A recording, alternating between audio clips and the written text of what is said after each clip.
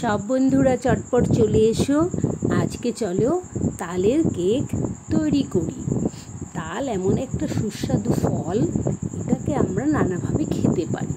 আমি সমপরিমাণ 2 চামচ সুজি, 2 চামচ ময়দা দিয়েছি, আর 2 চামচ চিনি দেওয়া যেত, কিন্তু আমি হাফ চামচ চিনি দিয়েছি, কারণ এটা সুগার পেশেন্টরা খাবে, চিনি এখানে না দেওয়াই ভালো। আর 2 চামচ তাল দিয়েছি।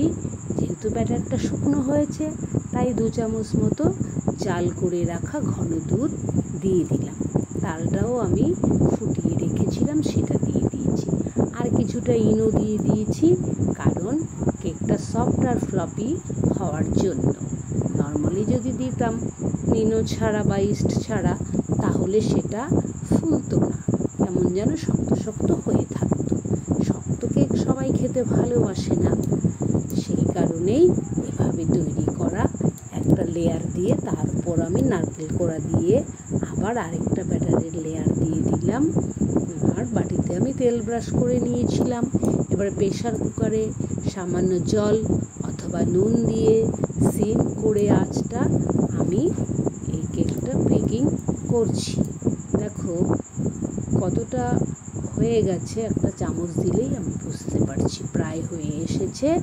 ভেতরটা একটু নরম আছে, তাতে কোনো অসুবিধে নেই, কারণ তালটাও যা রান্না করা ছিল আর দুধটাও ভালো করে ফোটানো ছিল।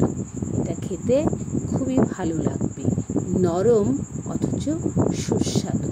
সবাই তো শক্ত কেক খেতে পছন্দ করে না, তাই একটু নরম এবং সুস্বাদু কেক এইভাবেই তৈরি করো। ড্রাই ফ্রুট হিসেবে শুধু আমি নারকেল দিয়েছি, এখানে তোমরা চাইলে কাজু, পেস্তা, কিশমিশ বিভিন্ন কিছু ড্রাই ফ্রুট ইউজ করতে পারো।